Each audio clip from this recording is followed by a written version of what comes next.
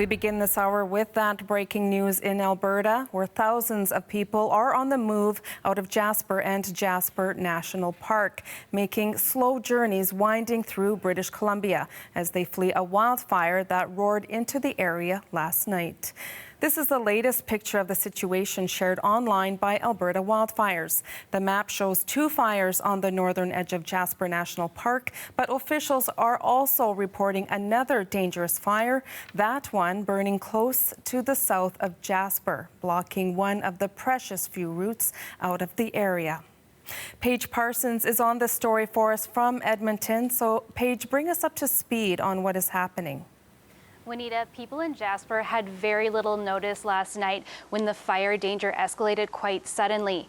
And as you mentioned, the park's access out of it was really threatened by these wildfires. The east-west artery, Highway 16, which would take you here to Edmonton, it was cut off from a fire up to the north, and another fire to the south had forced the closure of the north-south Icefields parkways. So that meant that the roughly 4,700 people, they were forced to flee into British Columbia up over the mountains. And we've since heard that a few small groups were able to be guided out to the east towards Hinton, towards Edmonton.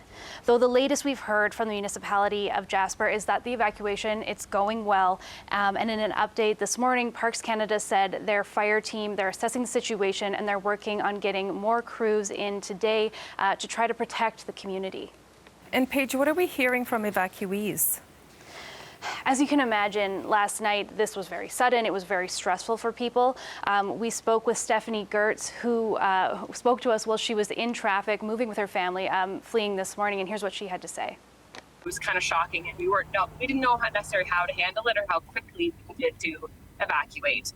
When we initially started evacuating, we went about 3 hours or 3 kilometers within 3 hours. So when they had said that we needed to be out of Jasper within 5 hours, we didn't really see that as plausible because of how slow. There was very little movement in the traffic around us. And so Gertz said that her family, they ended up eventually being routed to the east. But most people, they ended up going west. And the first community they could hit is Valemont, BC, where we've heard from the municipality of Jasper this morning that community center, it's full. But they do want people to stop and take breaks as needed. And they say, it's an evolving emergency situation. They're asking people to be patient and safe, and they're going to provide more information as it comes available. But information for people who are, on their way out, making their way through BC. The main reception centers for Jasper evacuees, they're set up in Grand Prairie and in Calgary. So if you're headed to Grand Prairie, you can take Highway 16 west to Prince George, then proceed north via Highway 97, then south on Highway 2, and back east to Grand Prairie via Highway 43. If you're headed to Calgary, take Highway 5 south to Kamloops, then proceed east to Calgary via Highway 1. Juanita? All right, very important information. Thank you for this update, Paige. You're welcome. Well, you heard there a little bit from Jasper evacuee Stephanie Gertz. Last hour, she told us about the trouble she had finding accurate information. I was checking Twitter, I was checking Facebook, I was checking, BC and Alberta and Jasper and, and multiple websites, forest fire websites. And even I, found it difficult to actually understand where the evacuation spots were. I know the Alberta government was saying, to go to Grand Prairie or Calgary versus BC government, and some of the smaller cities within BC were setting up their own evacuation spots, but those were being advertised by the Alberta government.